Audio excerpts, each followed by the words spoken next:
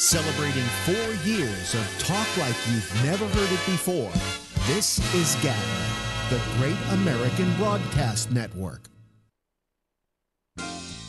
We're GABNET, and we've got you covered live 5 nights a week. First Tuesday through Friday at 9:30 Eastern, it's The Exchange. Harlan Ellison totally insisted that there were no sounds in space on Babylon 5. Watching it for 20 minutes will clearly show that there are sounds in space.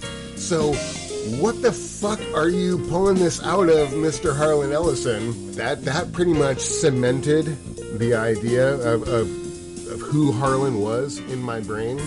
Tuesday through Friday at 10 Eastern. Join Alex Bennett on the Ramble. You don't think Bill Clinton's a pervert? No, I don't. Go ahead. No, I really don't. I think he's a man who let his dick talk for him. You know, I think he's a guy who was pursued by a young woman and should have said no, but he didn't. Now, the only woman I ever talked to that fucked Bill Clinton was Jennifer Flowers. She kept saying during the interview, you know, I really did have sex with Bill Clinton. And I asked her the question, I said, that's not what's important to me. What's important to me was he a gentleman? And she said, he was terrific. She said, every time we'd have sex, the next day he would call and see if I was okay. He never dodged my calls. If I wanted to call him, he was absolute gentleman. Tuesday through Friday at midnight, The Intersection. We now know that Trump doesn't hate all Democrats. He at least likes the Democrats who he perceives to be as crooked as he is. Ah, wait a minute, ring that bell! I mean, between Menendez and Blagojevich, you know, who he pardoned.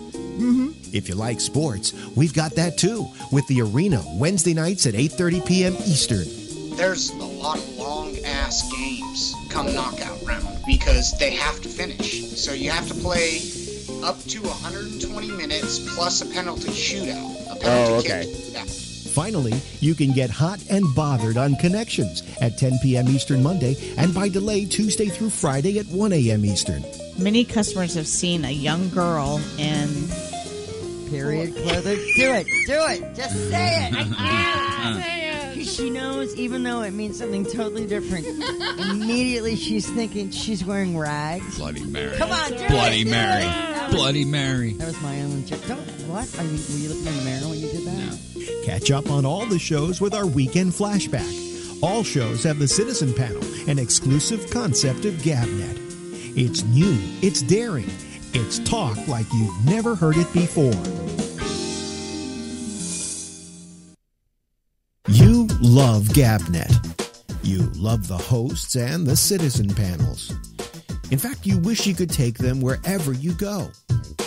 On your computer, log on to gabnet.net, where our stream is available around the clock. On your TV, GABNET is available on Roku with the same around-the-clock stream, plus all the latest episodes of GABNET programs, old favorites, videos, and tons of celebrity interviews. When you're mobile, we're on your iPhone or iPad with podcasts accessible via iTunes or Stitcher, and that same around-the-clock stream on TuneIn. If you don't want GABNET wherever you go, well, the hell with you. Go ahead, listen to your old-fashioned talk shows that do things in the same old predictable way. Meanwhile, the rest of us will be having fun listening to talk like you've never heard it before on GABNET. Celebrating 4 years of talk like you've never heard it before, this is GABNET, the Great American Broadcast Network.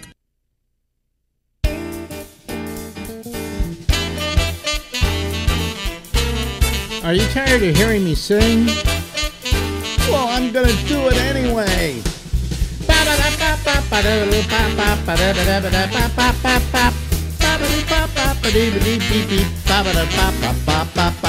Hey, everybody, it's Alex, and it is, of course, a program we like to call the Ramble. It goes till midnight tonight, Eastern Daylight Time.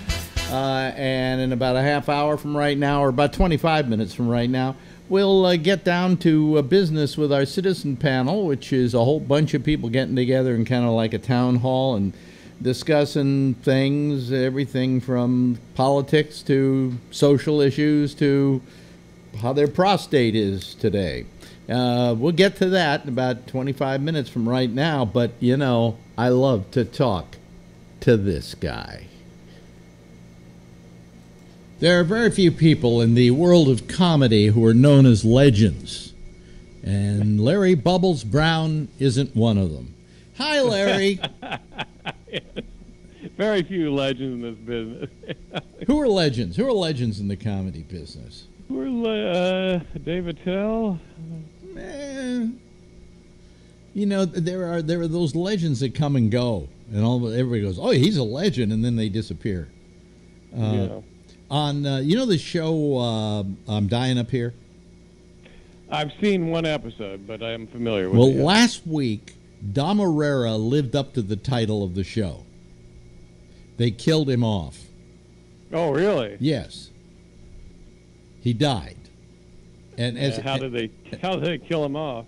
He had a heart attack. Oh. Okay. So then they hold a wake for him.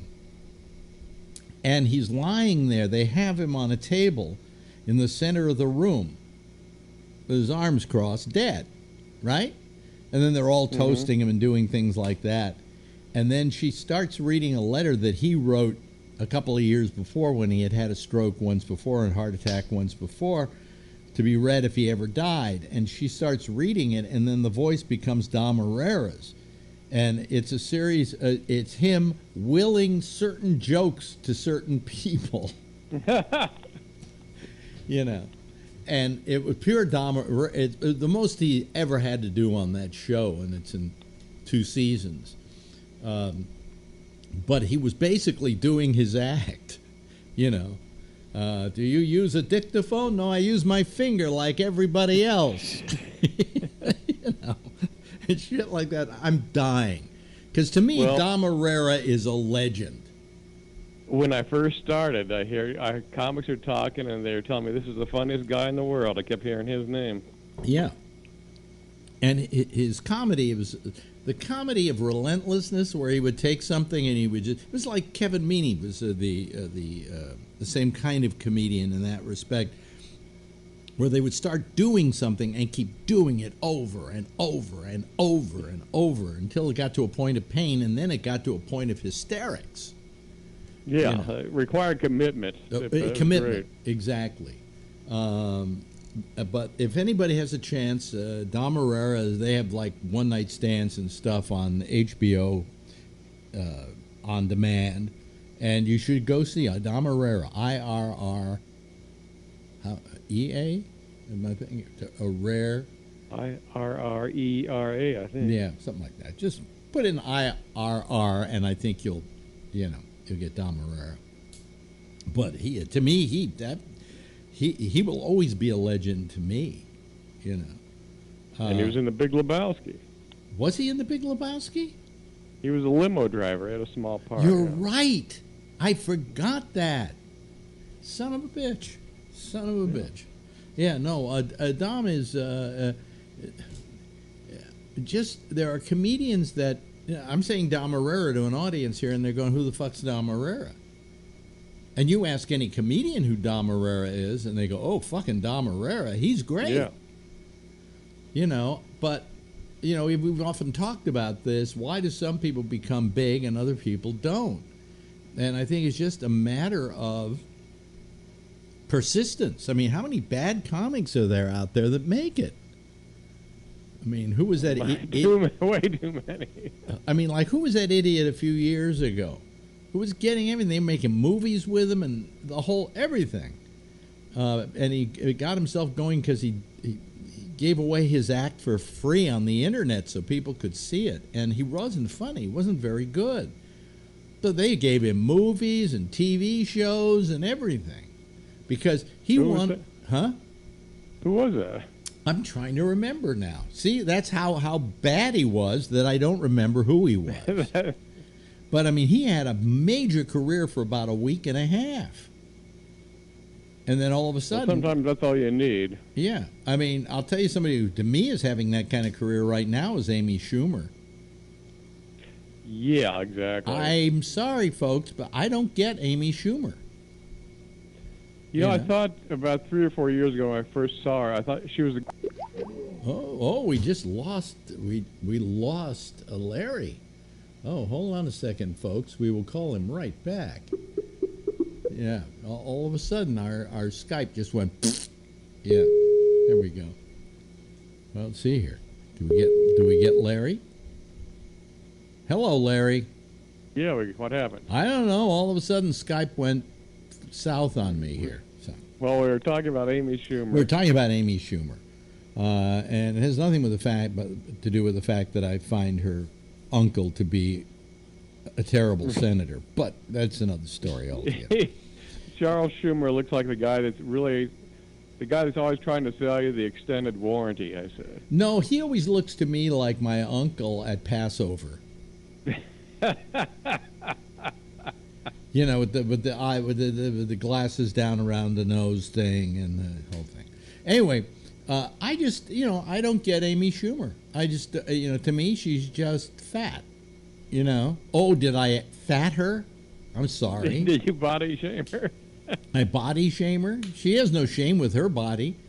And by the way, I saw Amy Schumer, some special of hers from about 5 years ago. And she was just pleasingly plump. I like those kind of women. But now she's just getting, But anyway, I don't get her. I don't see what's funny about her. Oh, Alex, you just don't like female comics. I love Sarah Silverman. I think Sarah Silverman's great. I don't know. Do you like her? Yeah, I've always liked her. Yeah. There are quite a few other comics, female comics, that I think are terrific. So it has nothing to do with being a female comic. It just has to do with the fact that, I don't know, funny is supposed to make me laugh. And if it doesn't make me laugh, it's not funny. And she doesn't make me laugh. I try. I give her the benefit of the doubt. I'll have to watch her again. The last time I saw her, it seemed like it was all kind of shock value. Well, it's all agentry and press relations and things like that, and the perception that if you say somebody's great enough, people are going to say, "Oh, they're great." I mean, are people that stupid? Yes, they're absolutely that stupid. Okay, they're told that somebody is the comedy du jour, and son of a bitch, they're the comedy du jour. Mm-hmm.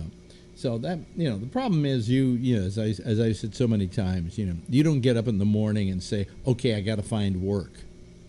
I've got to find places to do my act. You kind of sit there, and if the phone rings and it's a gig, good, you put it on your calendar. Yeah. So, I mean, that's the difference, I mean, to show the audience how non-aggressive you are, you went on the Letterman show and absolutely killed. I mean, everybody agreed. Letterman loved you, right? Mm-hmm. The producers said you did great, right? They said, sent me a letter. Yes. They sent you a letter, right? They said, when you get another 5 minutes, give us a call and we'll book you, put you on the show. We'll go out and see it and work it out with you so it's good on the air and so on, right? Mm-hmm. And so how long did it take you before you got back in touch with them? 21 years. 21 years. That's what. Now, if you'd gotten a hold of them like 5 weeks later, you might be a star today, for Christ's sake. But no, I got back to him in 21 years. Well, is that how long it took you to get another 5 minutes? The material didn't come easy. It didn't come easy. Another 5 minutes of material. Boy, I finally got it after 21 years. I think I was getting 20 seconds a year average. Hell, I changed my mind faster than that, Larry. That seems funny now that you put it that way. When I put it that way, it seems like you blew a really good opportunity, is what it. And you went back on the next time and did just as well as you did the first time, right? I think I actually did better the second time. Yeah, and they loved you, right? Yes. And did they say, come back and see us again? They were definitely interested, and I didn't follow up on that. Yeah. And then the show got taken off the air, and there's no way you now can go on the David Letterman show. And if you go over to the Jimmy Fallon show, they'll say, who the fuck was David Letterman? You know, so. And they'll say you're over 25. You're over 25, yeah. So, I mean, it's ridiculous. It's absolutely ridiculous. And, of course, you are facing ageism. There's no question about it, And you would think in comedy there'd be no such thing as ageism. But there really is. Oh, it's rampant. So. Yeah. I remember the days when the HBO used to do a thing called the Young Comedian Special. And the reason why it was called the Young Comedian Special is because all the old ones were big. All right? And it was usually one of the old ones like Rodney Dangerfield who emceed the Young Comedian Special. And then you'd have people on there like Dana Carvey and any one of a number of great people. But who do you have one comic who you say was the greatest you ever saw? I thought when he kind of disintegrated towards the end, but in his prime, I was really blown away by Sam Kinison. Yeah. I mean, there was a time there where he was just unbelievable. See, when we mentioned legends. When you talk about legends, I gotta mention Bill Hicks. And now everybody out there has got a big question mark over their head, going, Bill Hicks. Had he lived, he would have been huge, I think. Yeah, and he was. That makes more of a legend because just as he was starting to pop, he dies. Well, I think he was a legend at the time that he died. A lot of people were saying this is. When I saw him, I always used to have people come to me, and they would go, "Oh, have you seen so and so? He's the next Lenny Bruce." And I'd go see the person. I go, "This is no Lenny Bruce. Nobody. These people don't understand what Lenny Bruce was about." And then I saw Bill Hicks. And I went, now, if you want to say somebody's like Lenny Bruce, this is the guy. This is the guy who works dangerously. This is a guy who is mad, at what he sees around him, and he reports it. And I just thought Bill Hicks was wonderful. Yeah. And then one day I'm at the Punchline. He's playing. I'm backstage with him, back in the back room. And he says to me, I'm quitting comedy. I said, what? He says, yeah, I'm quitting comedy. I'm not doing it anymore. I'm going back to Texas or wherever he was from, and I'm going to, not do comedy anymore. What he didn't tell me was he was dying. Mm-hmm. And all of a sudden, we get word that I got word that Bill Hicks died. And he died of pancreatic cancer. Right. 32, dies of pancreatic cancer. And I was really amazed by it. I was absolutely amazed that this guy suddenly, at so young, was dead. And boy, did he go quick. He went pancreatic cancer. He did the Letterman show where they cut him out. Yep. Was October of '93, and he was dead February '94. Yeah, and I remember I went over to the Letterman show because Shecky works there, so I can go up and see Shecky. So maybe I called Shecky. Could have been I called Shecky. And I said, did you hear about Bill Hicks? And Shecky's first reaction was, well, what did he do now? And my answer was, he died. He died. And Shecky went, what? He died? What? I said, yeah, pancreatic cancer. And he was just stunned. And then they went in and they told Dave, and Dave was really stunned and started to have a guilt complex. Because what they had done is he went on the show, okay? It was like one of the first weeks that Letterman was on CBS. One of the first weeks they were at CBS, yes. And so, that was a time... Didn't want to rock the boat. Didn't want to rock the boat. They didn't want people to say, Letterman can't work at 11:35, So here comes Hicks, and they approve everything he's going to do in his act. And he has one part in his act where he goes... something about why do people of religion, of Christian religion, wear crosses, which is the symbol of the place where their Lord died. It was the method of execution. I mean, that's like Jackie Kennedy walking around with a rifle pendant around her neck. No, that wasn't the joke. Wait a minute. That was part of what they didn't say he could do. What he did do was he said it was something about burying abortion? people. No, it was about abortion. Yeah, I thought it was abortion. Yeah, it was abortion. That's what it was. I'm trying to remember what the joke was, but basically he was talking about funerals and cemeteries and dead people. Oh yeah, why? Yeah, if we're so much against killing people dying, let's just ban cemeteries. I think that was the line, something like that. Well, anyway, he's finished.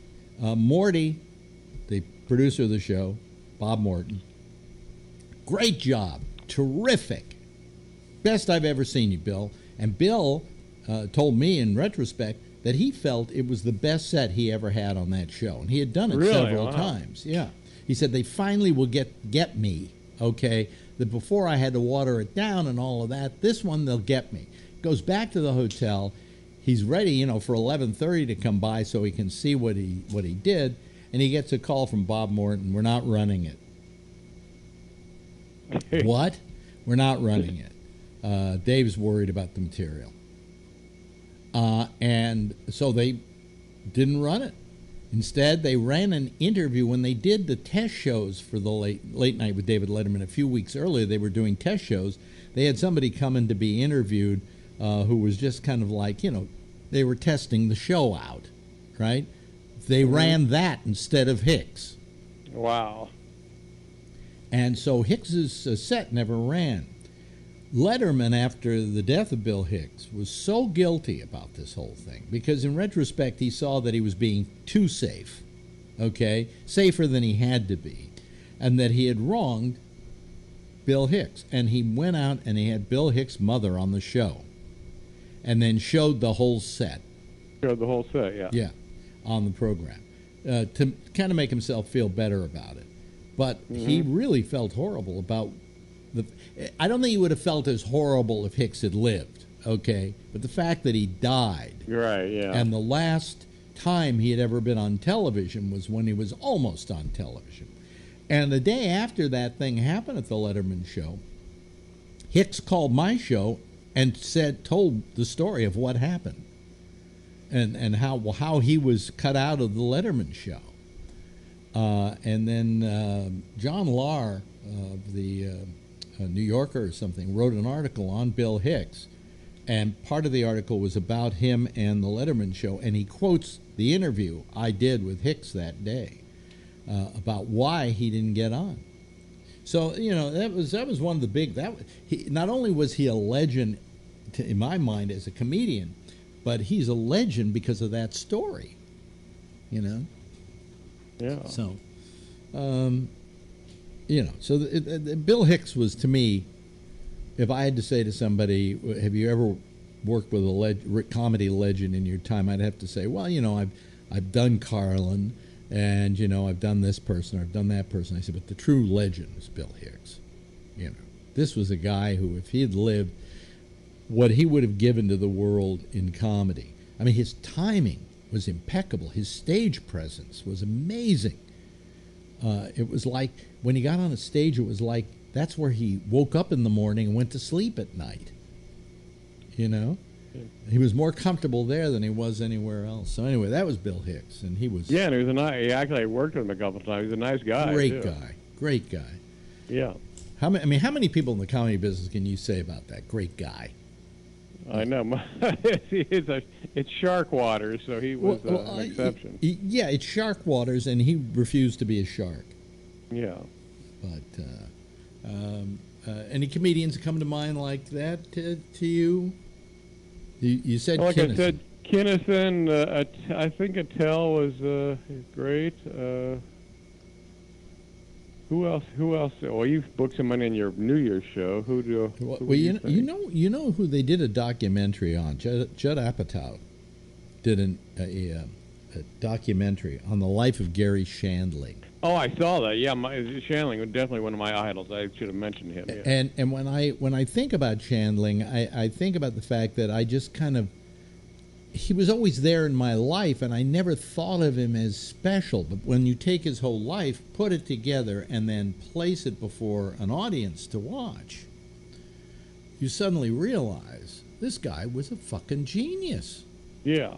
You know, of the kind of stuff he talked about, the kind of stuff that he did, you know, was... Nothing funnier than the Larry Sanders Show. No. Very funny show. Very funny concept. Now, you know what I was watching yesterday? There's a documentary on Netflix. Everybody should watch it. It's called The Last Laugh. And it's about concentration camp and Holocaust humor. And the fact that, for instance, in the concentration camps, they did shows and they told jokes to each other. And, it was gallows humor in a lot of cases, but it was the way they kept themselves alive. But, yeah, you have to. But they started talking about the good taste and bad taste, and like Mel Brooks says, he will not ever do a joke about the Holocaust. He said, but Nazis are funny. Nazis you make fun of because it demystifies them, And Gilbert Gottfried tells this joke. 2 Jews are assigned with the task of killing Hitler, assassinating Hitler. So they wait outside his home, and they know he's supposed to be there around noon. 12:30, no Hitler. 2 o'clock, still no Hitler. 2:30, Hitler still hasn't shown up. 3 o'clock, one looks at the other and says, "Do you think something happened to him?"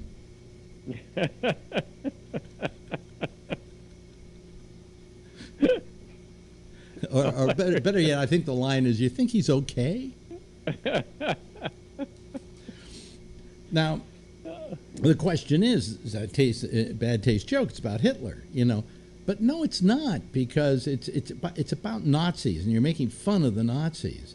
And Brooks said when I was in the Catskills, I was doing my Hitler impressions, but I wouldn't wear a swastika when I did it. He said that I had to get to the producers to have them wear a swastika,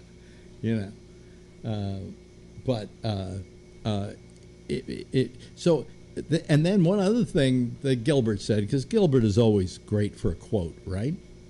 Right. Like in my case, it is Alex Bennett still alive? No, but his thing was, he said, they say that comedy is tragedy plus time equals comedy. Right. And he said, my problem is I'm too impatient. That's so true. Yeah, so who said that originally? Comedy plus time, or rather, tragedy plus time equals comedy. I'm trying to remember who said it. Could it have been Lenny? I don't know. But anyway, It's a great quote, and Gilbert has no filter. Gilbert has no filter at all. Yeah. He lost the whole duck account because of that. The Aflac he lost deal. that, which was wasn't he getting paid $250,000 just to go whack make a funny sound? He told me this. This is true, and then we got to go. But this is absolutely true. I said, so they recorded you saying Aflac, right? I said, how many times did they record you saying that, and then they keep using the Aflac over and over again? And he went, oh, I go in every time to do a new Aflac. Wow. He said, it never changes, but they make me do it over again. So he did his Aflac thousands of times. And he made a fortune. And he made a fortune out of it, yeah. And then he stopped making a fortune out of it and made a fortune out of having been the Aflac duck. So, you know. Ladies and gentlemen, you love him, you know him. I love having him on because we have a nice talk every time. His name is Larry Bubbles. Educate me about technology. Larry Bubbles Brown, ladies and gentlemen. Bye-bye. Celebrating 4 years of talk like you've never heard it before. This is GABNET, the Great American Broadcast Network. And hello, everybody. Wait a minute. Oops, wait a minute. No, I don't want to do it that way. I want to do it the soft way.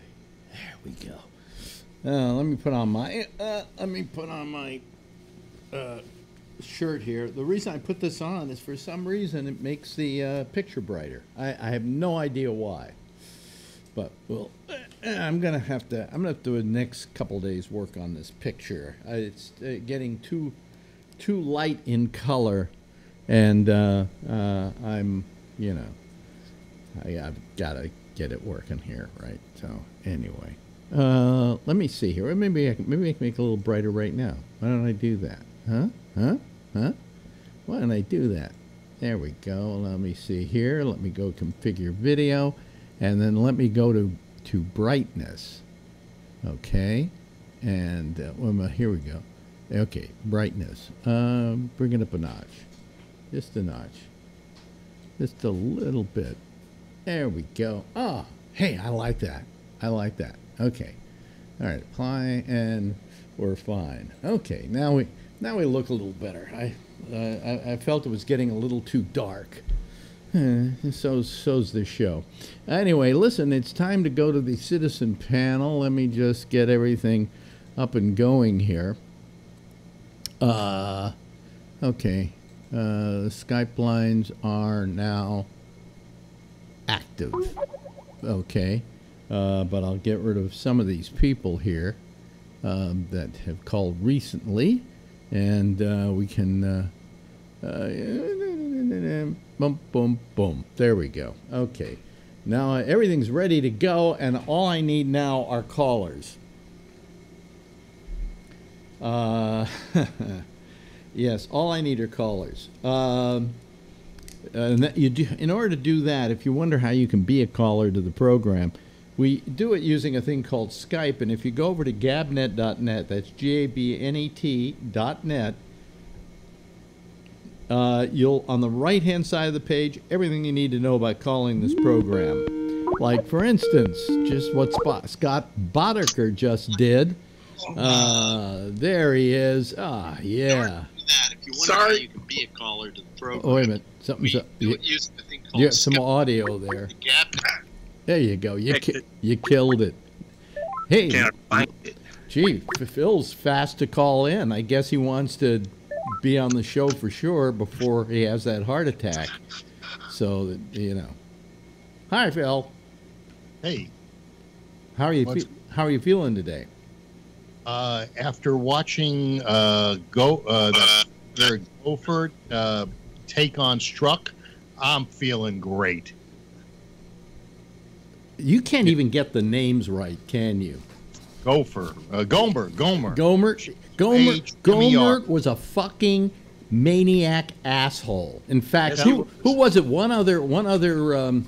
I don't want to really get into this early in the program, but one of the women there said, "Are you taking your meds?" Yeah. They're sticking up for a philanderer.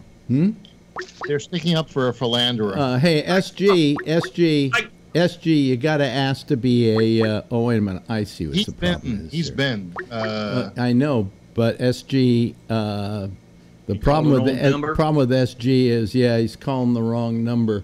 Don't let him in there. Well, he has to ask to be, if he's going to call us on that line, he has to ask to be accepted. So you have to go online, SG, right now from whatever phone you're on, and at Skype go to add contacts, and then ask me to accept you, and I will do that. He can hear you if he's not running the browser. Well, you know, I could answer him right now, but I'm not going to. So, you know, I've got other things. I got a show to do. I got a show to do here. Anyway, I thought Gomer was in terribly bad taste, especially in that setting. Look, SG, let me go to SG a second and just tell him. SG, you have to ask to be made part of the, be a contact off of the phone. You're calling with a different phone. Are you there, SG? Can you hear me? Yes, sir. Yeah. You've gotta go up to add contacts and ask to be a contact, because I can't put you on this way. You've got to ask to be made a contact. Okay. Okay. Bye. Anyway, oh boy. You know. Oh, I got a resume call. There we go. There. It's my local protest. When I do that, do you two get to talk to each other? Yeah. Oh, yeah. I see. Okay. Yeah. So what were you saying behind my back? Well, we're talking about your Phil's not shaving here lately. Is not Yeah. what? I decided to take a little break from shaving for a few days, and I'll shave on Sunday. I don't notice anything. No. Well, it's there. I noticed it. Put your glasses on. No. That would only make it worse. No, but anyway, I thought Gomer was very unprofessional and uncongressional, and you know. You mean he wasn't the nice boy? No. No, He was making spurious remarks about this guy's personal life that has nothing to do with the hearings. Well, according to the guy who was in charge, he was within his right to disparage Strzok. Yeah, but I mean, what was his name? Good black. Trey Gowdy. Who was, No. The guy who said that was the other chairman. Yeah, you're right. He's the right. Good Lat. A good blat. I see. Good latte. Wait a minute. I got Bree is calling. He's probably calling us from. Let's see. Add to contacts. Okay, I'll send that. I got. No, he's in the Philippines. He's in the Philippines. Hi. Yep, that's correct. Yeah. How are the roaches doing today, Bree? There's far less today. Probably 1 or 2 roach kills. Yeah. Now you sound like you're outside, so watch out for all the extraneous noise. I think he's got his mic on auto, and that's why it's picking up the noise at the beginning. Yeah. If you can go into your settings, you're using your phone, right? Yeah, it's a Russian phone. It's a Russian phone? Yeah. So it's you and Angela Merkel, huh? So when you get a pipeline, they give you a phone too? Yeah. I don't even know. I have a headset-looking icon, a microphone icon, a plus sign, a camera with a line through it, and then the red phone. Okay, well, click on the microphone. What does it do? Well, that'll probably turn the mic off. Yeah, it'll probably turn the mic off. Yeah, that mic's to me. What about the headset? Let me see. Well, no, I think it's in your settings. Yeah. But well, Oh, just call us up, folks, and we'll figure out your problems by long distance. I'll tell you what. Is it too loud? I'll turn my mic off. It's fine right now. You can mute your mic when you don't want to talk. Okay, that'd be really helpful. Okay, that would be helpful. Okay. Oh, wait a minute. Here, maybe it's coming a picture too. Yeah. Hold on. There you are. There we go. Turn the phone sideways so we get panorama instead of portrait. There we go. There we go. Live and direct, ladies and gentlemen, from the streets of which town are you in again? Manila? Manila. Yeah. So what's that behind you? That's a fence, Phil. Oh, is it a residential area? It's called a fence. Yeah. I'm kind of take offense to that. Yeah. Now, while you're in Manila, are you going to visit the envelope factory? Not on the tour. Not on the tour. Not on the tour, huh? Oh, okay. So, what part of Manila are you in? And is it an industrial area, a residential area? Well, it's more residential, I guess. Here, I'm in a place called Las Piñas. Las Piñas. Las Piñas. Oh, Piñas. Okay, Sucat. I'll just say Sucat. Okay. Yeah. And you can't make an agent. So, what kind of so activities? What kind of activities are you doing on this vacation, or any activities? Oh, no, just doing a lot of reading and writing.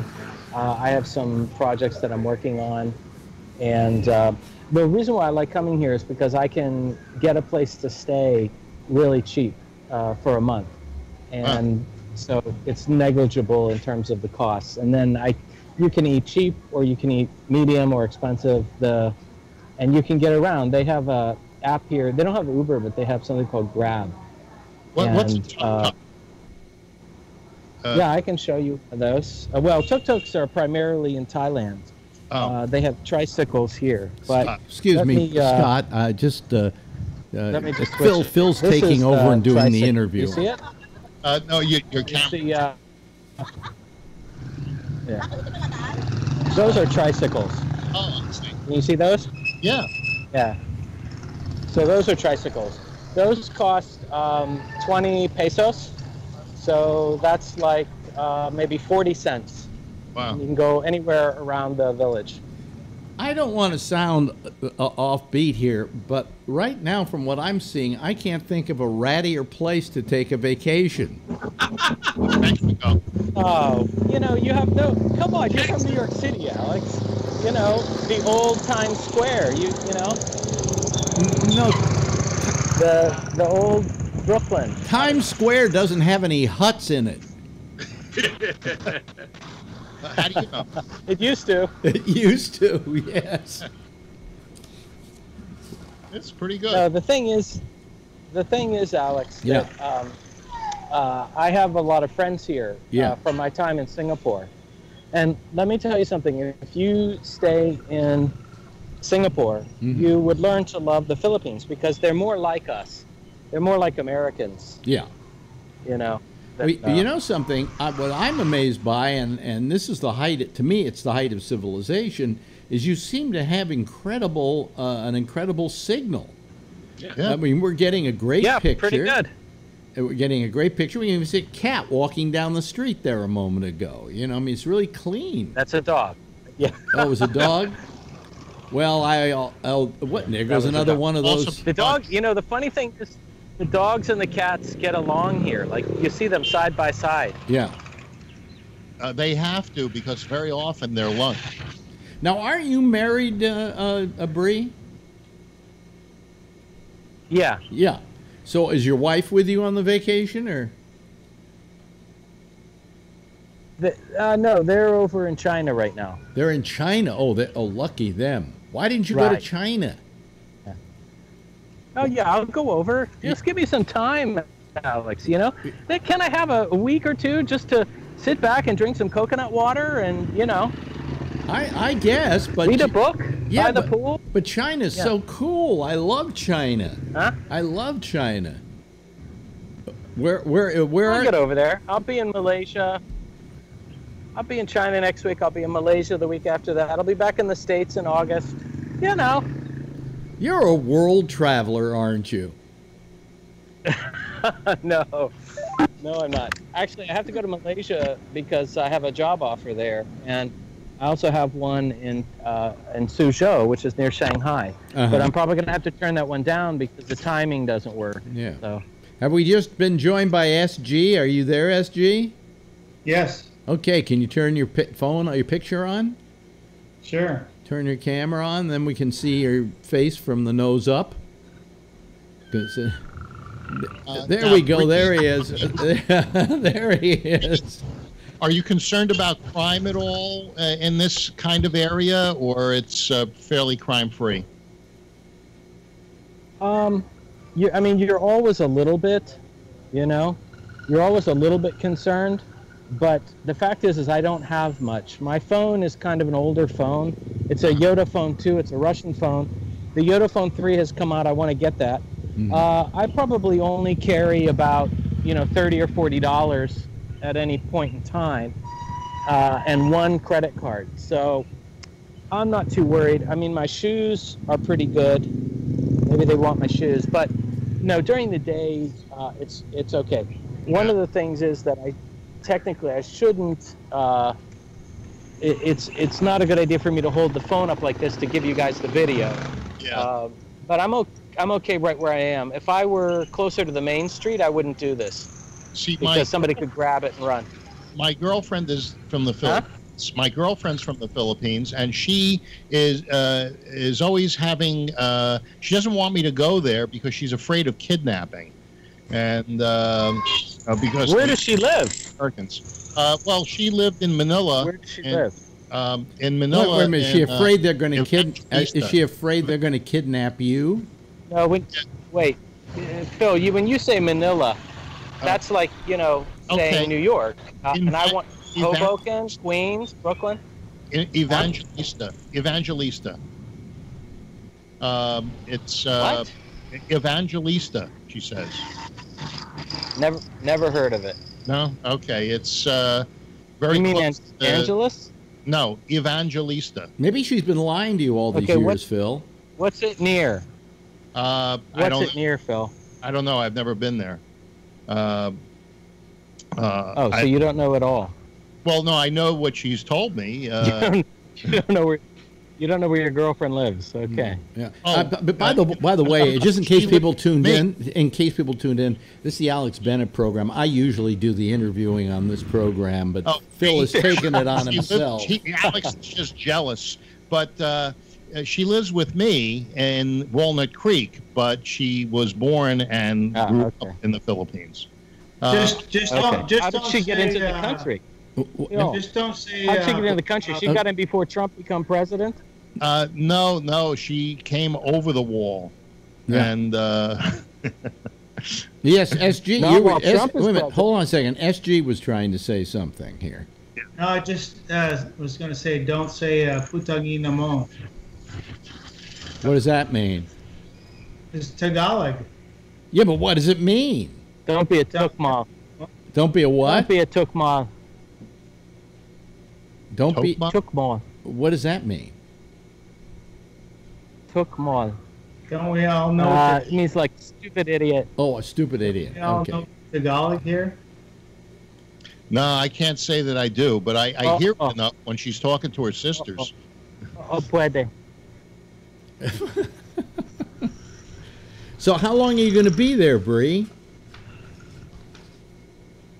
I'll be here for another week and a half or so. Another week and a half. And then I'll head back to Dubai, and then I get brought back over to Malaysia. I'd rather go to Malaysia this week or next week, but their schedule is not working. So I have 1 week between my Asia and U.S. Deal.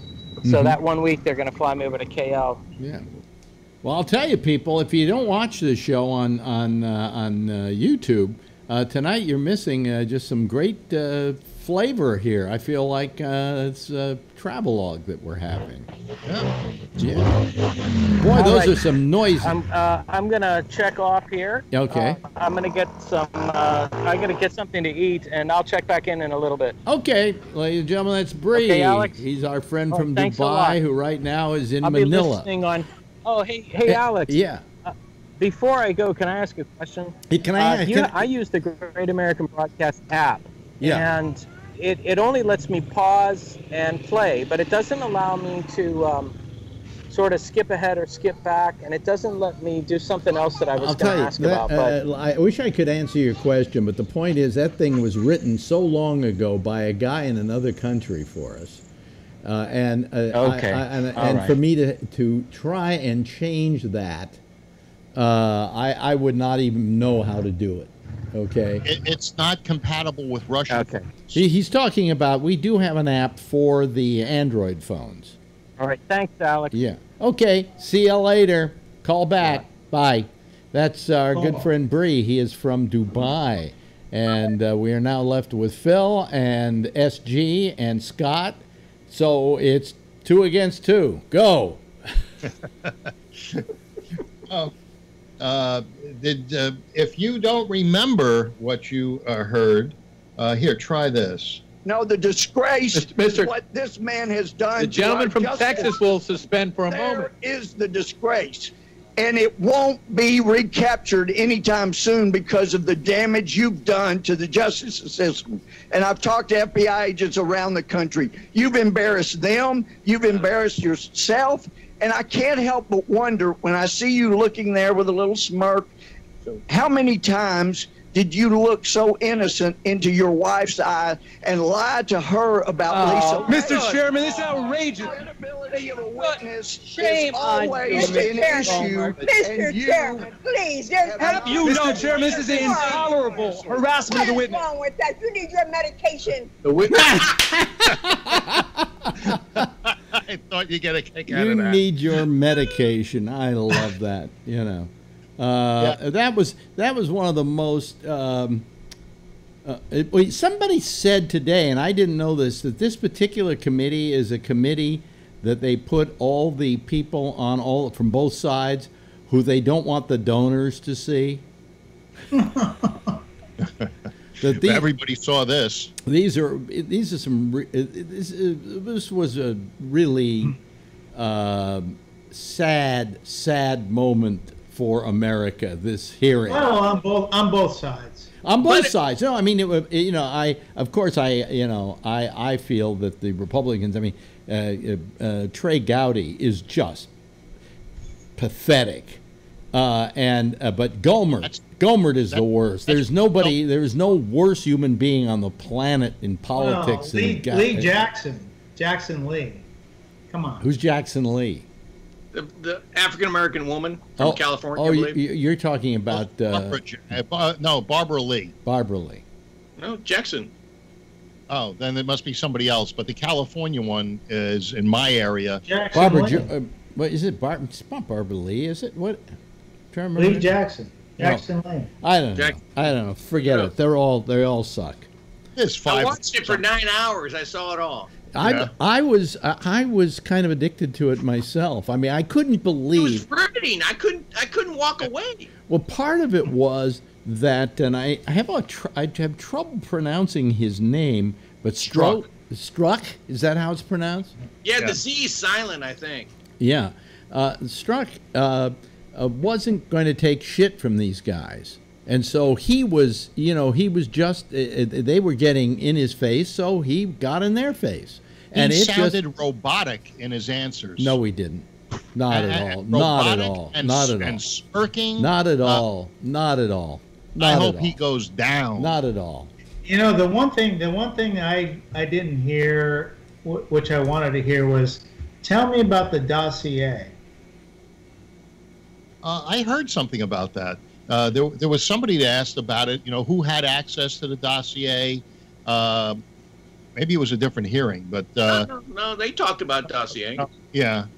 And, but I mean, which part, if you're an FBI person, and, what part of the dossier do you believe to be true? He probably believed it all. No, I mean, anyone. Women peeing on people and all this crap? I believe that. What part do you believe to be true? Well, I believe that. Well, that's the part Alex enjoys. What part do you believe to be true based on being in the intelligence agency? Anything. I believe it was made up. Of course it's made up. Yeah. Who here believes that Donald Trump would turn down 3 hookers free? Who believes that? With urine. Hey, and the last hooker he was with just went to jail. No, the last hooker. As an intelligent. The last hooker. The rest of us can daydream about what he does as a person. But who is it as an intelligent agency person? No, the last hooker believes this to be true. The last hooker he was with was he married. She's beautiful. But you skirt the question. What? who believes this dossier, any part of it, to be true? Oh, I believe it. You mean all of it? Because you want to believe it. Every last word and drop of it, I believe. It's insane. It's insane. He's a button pooping. Huh? Puppet. He's a Putin He's a puppet. Putin puppet. Yeah. Putin puppet. All right. So you're being negatively influenced by the media and burying your head in the sand. I don't even watch the media, Phil. I don't even watch the fucking media. The only time I watched the media was today when this thing was on. I passed it and I went, this is like the biggest train wreck I've ever seen. If you don't watch the media, then how do you tell me that I'm wrong? You know, right, I can tell you Alex, you're wrong because you all right. you don't watch the media either. You just glance over it. Alex, you're the smartest guy in the room, so you tell me this. I am. Right? Yes. This is a pretty So, stupid room I then. mean, just right now. I mean, if someone else comes in, you might not be. But you tell me how Putin and Trump, the whole thing that he drove Trump toward, doing the election. You tell me the sequence of events. Well, nobody can, SG. No, I'm asking Alex. Fair question. Do you I'm think? asking Alex, the smartest person in the room. Wait, you tell me the sequence of events. I'm not telling you any sequence events because I don't think I don't know if they're. I'm giving you. That's because SG SG.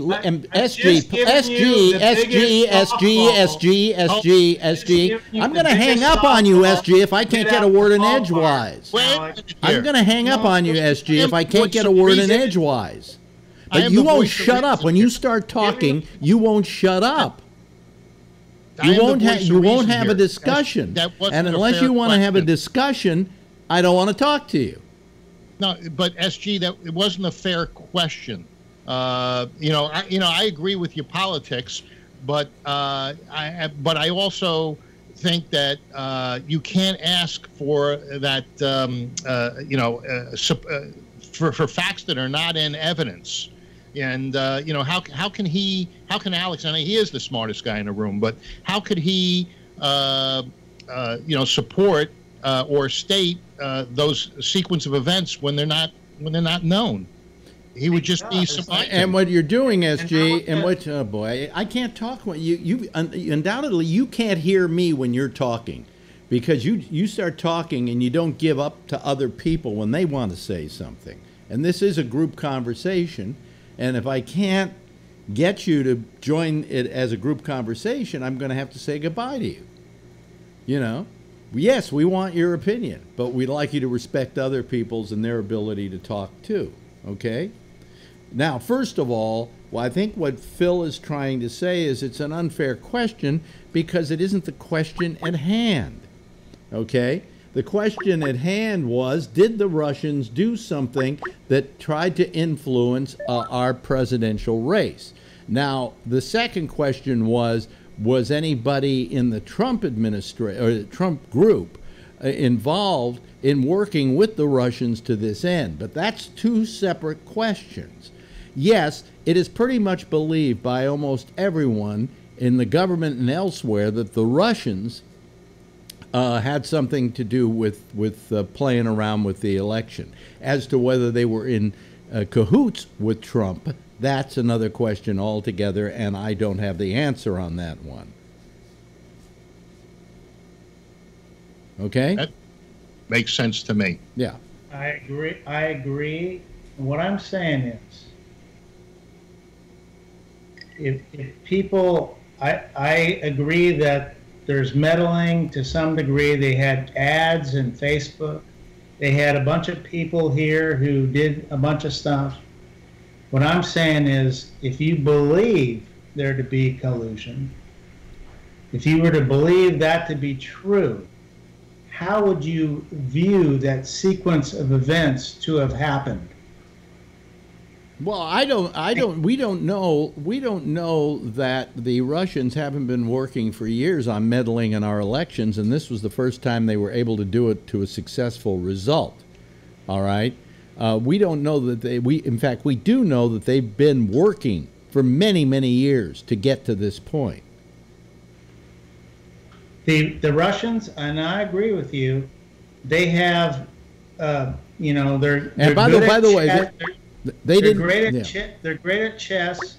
They're great at, you know, long-term strategy. They're great at a lot of stuff. Mm-hmm. And I'm just saying, based on what we know, and then people are saying there's collusion, what would you consider to be the steps that they would have taken with Trump towards this? But to begin with, we're not at the point of being able to say that the Trump people were in cahoots with the Russians in getting this done. The Russians may have just done this on their own. It is strangely suspicious, however, that Trump is as positive towards Putin as he is, because obviously he appreciates the help. You know? I think he views Putin, just like Kim Jong-un and others, as a competitor adversary. Uh-huh. Then how come he doesn't treat our allies in the same way? No, he had a big success today at the NATO conference. It wasn't a big success, Phil. It was major success, and he got no. You know what he is? He's claiming. You're missing the no. point. What you're missing the point is, Phil. You're such a dummy when it comes to Trump. You can't see that he feeds you. His summation of what went on, which is entirely at odds with what actually turned out to happen. Let me say this. In other words, he's the kind of guy who says, the economy is the greatest it's ever been ever since I've taken office. And short-sighted on this. No, I'm not short-sighted on it. Even they said he was full of crap when he said that he got anything out of this. May's out. She's going to be out in a couple of days. Who's going to be out? May. Well, she's leaving. Is she leaving office, or is she vote with confidence? Her secretary guy quit. The guy who was in charge, I guess, of Brexit. Yeah, what's his name? Boris. Yeah, Boris with the hair. Yeah. Anyway, the guy, former mayor of London. No, he's not. He was the former mayor of London. Yeah. Okay. Okay. Now there's a new guy with named Hunt that has I really think is thinking straight and so forth. But let me just finish my point or make my point on this Putin thing. Now, what Trump has done by rallying and getting all this extra support in NATO is now he's going to be meeting with Putin with the strength of a success in getting the NATO countries to meet their obligations. Do you really think Putin believes that he's been successful at this? Absolutely. Hunt, the guy who's I forgot his position. He had the same position as Boris. Well, you're pulling this shit out of your ass. No, I'm not pulling it out of my ass. He has the same position. He said Trump. Wait a minute. Successful. Oh, they already pulled something out of your ass. I'm sorry. His prostate. Yeah. Yeah, no, they took it through my stomach, but. Oh. Yeah. They took your brain out through your ass. Anyway, go ahead. It put Trump in a very powerful, much more powerful position to negotiate with Putin. Putin is going to just sucker him like you've never seen in your life. We'll see. And he's going to come away saying, we had the most wonderful meeting and it's going to be better for the world and I was successful at this. But what he does is he supplies you with a scenario of what he wants you to believe happened when in fact that isn't what happened. Kevin, thank you for who's wrong? Who's wrong? SG, me or him? No, the Secretary General of NATO this morning on CNN was interviewed by Amanpour, whatever her Christiane name is. Amanpour. Thank you. And she tried several times to say how horrible it was.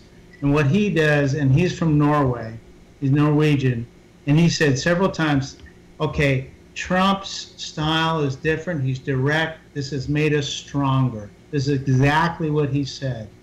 And yeah, but in what way is it NATO is about to have almost $40 billion more that is coming to that whole area, and then they sign this deal that has been more is stronger than the past administrations toward Russia. So you can't say that. I mean, we might think, oh, he's a dick, but look, I mean, in the end, what they have done is created a stronger NATO, and it's and the leader of NATO is saying this. So you agree with me that of course he agrees with you. Trump is in a stronger position to negotiate Crimea and a number of other things, and Iran, by the way, Israel, Syria. There's a lot that they have to talk about. By the way, in case people wonder whether this show gets stacked because the host happens to be a lefty, look at us. We're 3-3 here. The 3 Republicans and 3 to the left. Yes, but if Trump gets his nominee in, we'll be a little more stacked to the right. I see. Okay. Patrick, you've been listening to this. Any comments? Did you see any of this hearing today?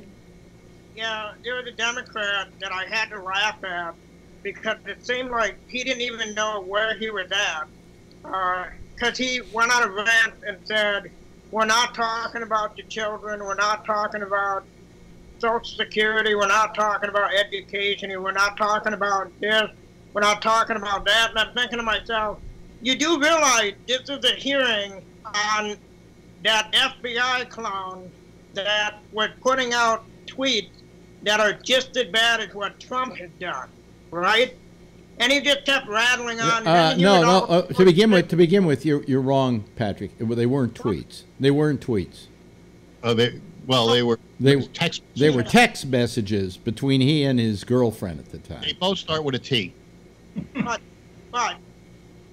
he seemed like he was on the wrong page of what the hell they were discussing, because as soon as they got to him, he apologized for how he was being treated, and I thought, well, this is a hearing, and they are trying to get information, and he did seem to try to pull a Ronald Reagan on everything, which was, I don't recall, well, I can't comment, and then whoever the chairman was saying, we got permission from the FBI for your dumbass to answer these questions. And then, like I said, they went to some Democrat who was going off on the caged children and education and all of this. And I'm like, what the fuck? And then I turned it off. Wait a minute. You didn't pay attention to the asshole Republicans on that panel, like Trey Gowdy and Gomert and... When I saw the Republican, I enjoyed, because that's what that's supposed to be, an adversarial thing. No. But it was when Gomert suddenly brought in the personal thing about this guy's wife who he had cheated on with this woman. I mean, that's just, what is this, TMZ? But after the email, did he not have a girlfriend while he was doing the emailing? Yes. The investigation. She was part of the investigation. But you don't. It's something like that is totally uncalled for. Totally uncalled for. It has nothing to do with the hearings. Has nothing to do with anything. It didn't have anything to do with the wall either, according to that Democrat. But I think you like that Lisa Page. She looks like she's your type. I haven't even seen a picture of her. Well, I saw a more becoming picture of her, and she was pretty. But, just the pictures that they show. Now, is that how you judge a woman, is by their looks? Absolutely. Yes. Oh, okay. Yes. Yes, Patrick. You're right. That may not have been appropriate for what they were discussing, but neither was what that idiot Democrat brought up either. And the thing is, I'll quote Jack Bishop, or paraphrase, so I don't get in trouble because I don't remember exactly how he put it. But basically, with politics, everybody gets down in the mud and the blood and the beer and everything else. That's what that is. So all's fair in love and war and all's fair in politics.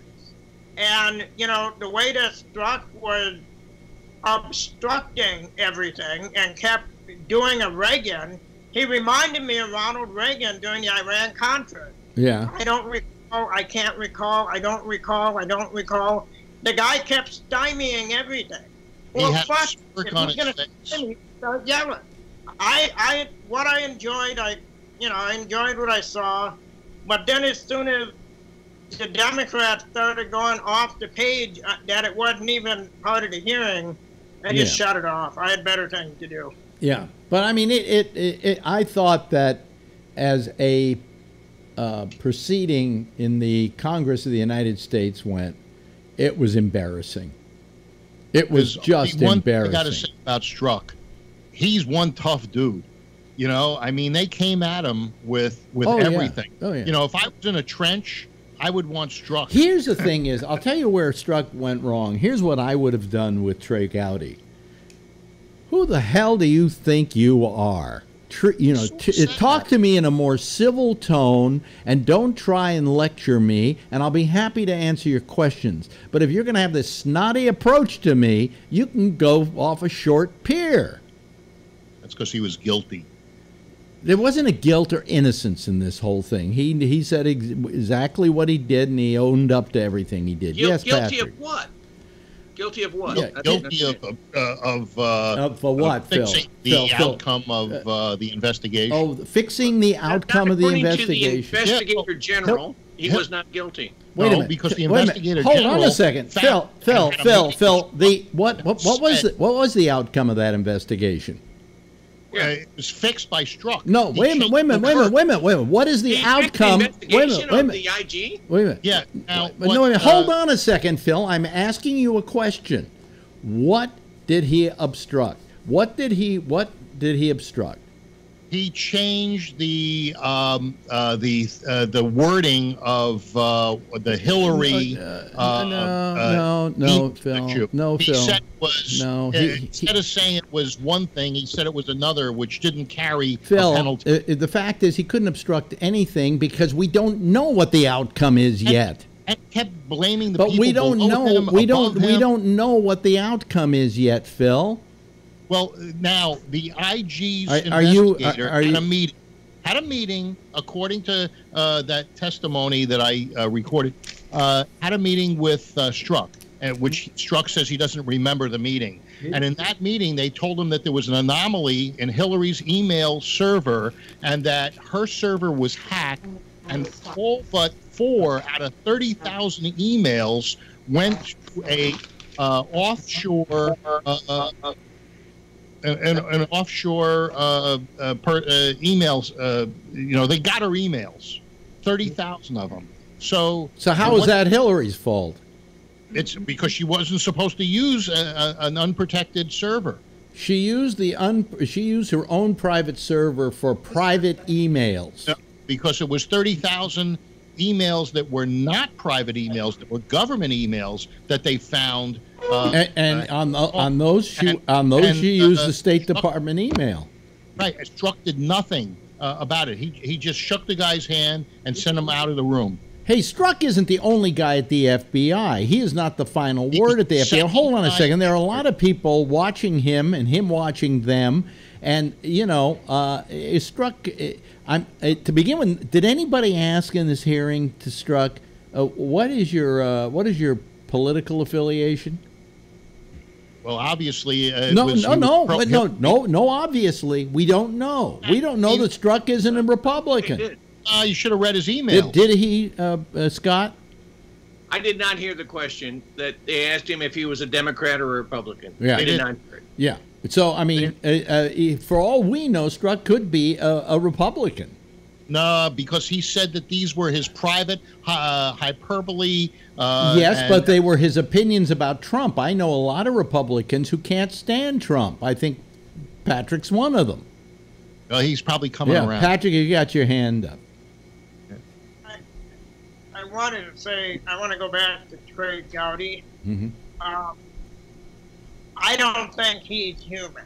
I think he's a vampire. and I wouldn't trust anything that fucker said ever. I wouldn't want him nominated for anything. I'm glad. I believe he's leaving. He's leaving, yeah. Yeah. And he should go back to, yes, exactly. He should go back to his coffin in Transylvania and stay. Because that is the one person in Congress that just looking at him gives me the heebie-fucking-jeebies. Yeah, yeah. But you know, the thing is that I looked at him and I was getting very mad at him because he would ask a question of this guy, and then when the guy started to answer, he'd start interrupting him. Sounds like Gabnet.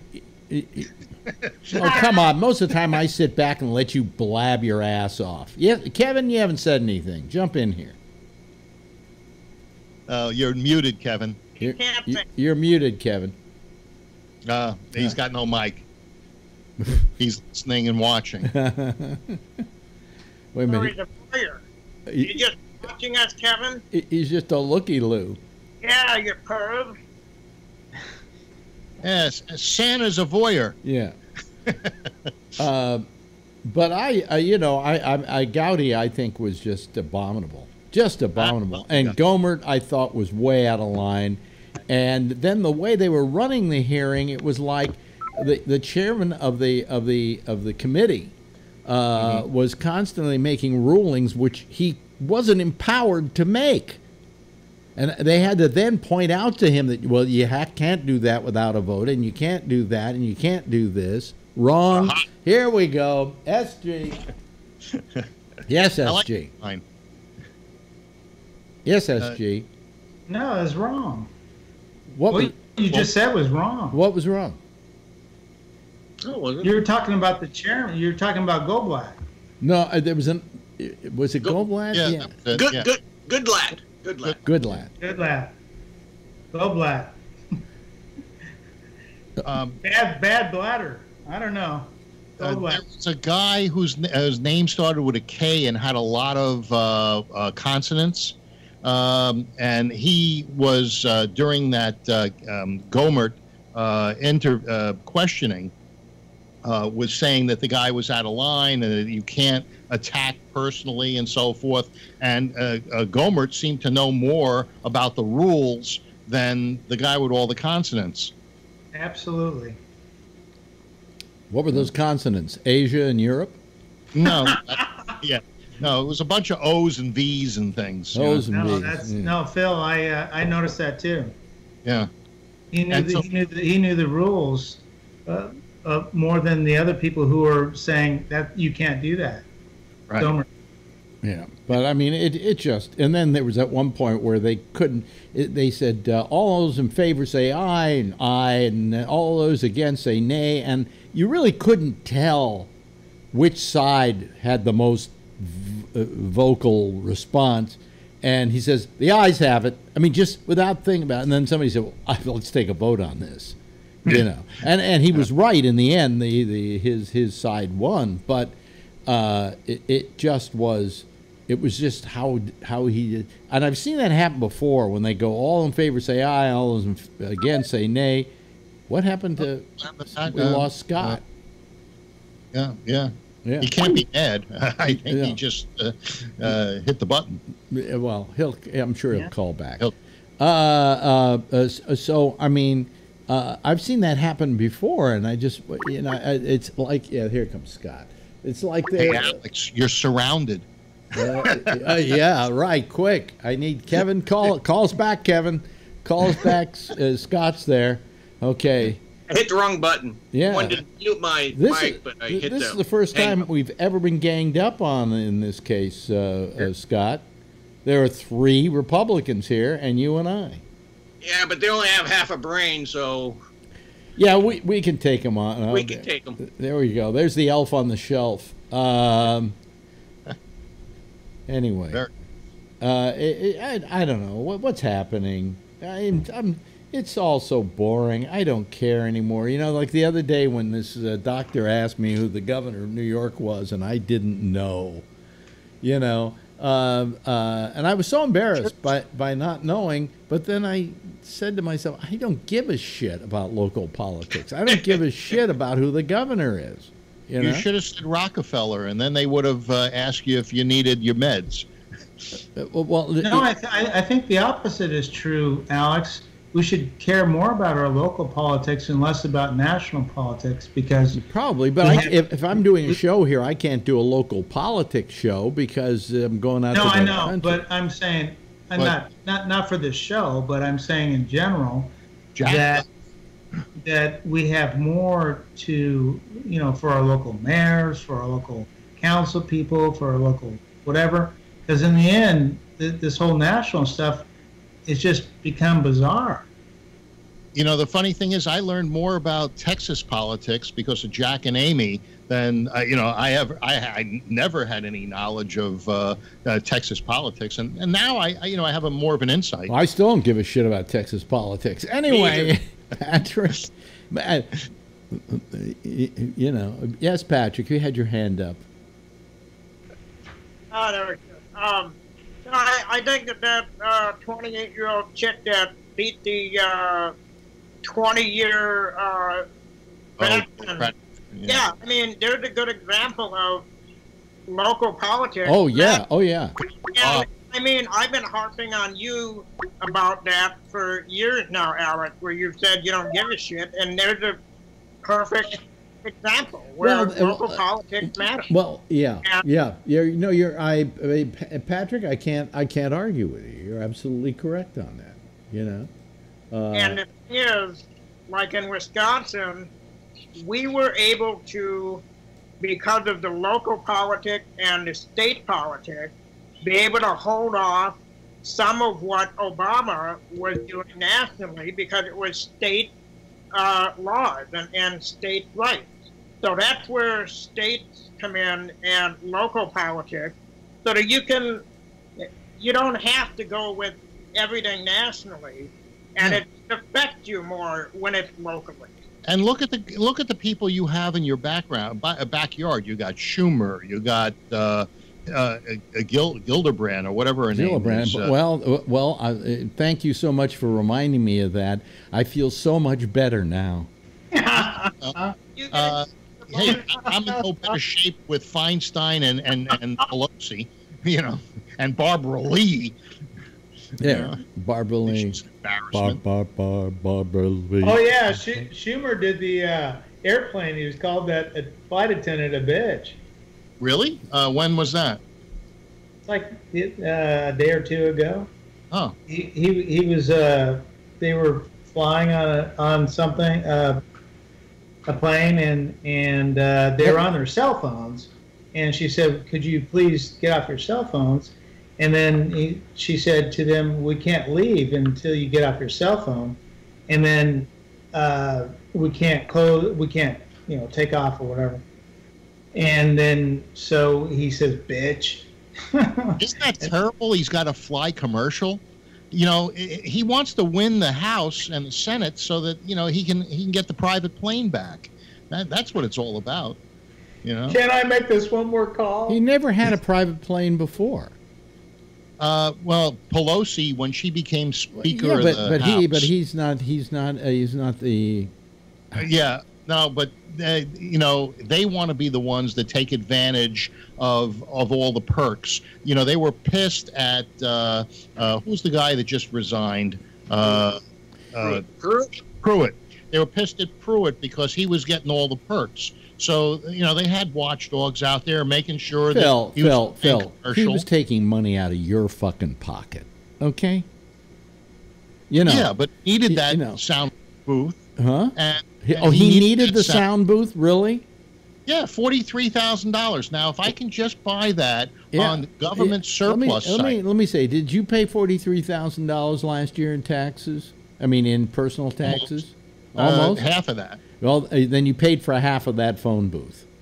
Well, okay. So that's where this is wrong and where it's terrible. Okay? Yeah. And you know what I think? I mean, I think that while I want senators and congressmen to get paid, because if we made it a job that you have to do for free, then only rich people would go after the jobs because the poor people couldn't afford to.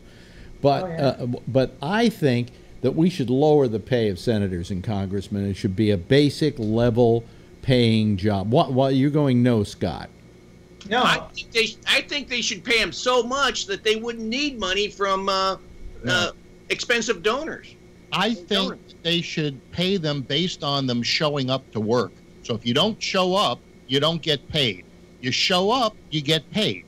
And, you know, most of these guys work 14 days a year. And, you know, they're always absent. They're not doing anything. Phil, and they work a little more than 14 days a year. Even when they're there, they're not working. But, you know, they should have to clock in. Listen, I know guys at Hollywood movie studios who work 3 hours a year. Between the lunches and taking this and going there and so on and so forth, there's 3 hours they actually work. So that's the private sector. You know, that's different. Who's the most famous person you know, Alex? Who's the most famous person I've known? Me. That shows you That's how few. Yeah, that's sad. No, that's the most famous person you touched intimately. No, you've been on TV. And I stuff. would say, I mean, most of them are dead. I mean, huh? John Lennon. John Lennon. I'd say probably John Lennon was the most famous he's known person all over the world that I knew. Okay. That he knew.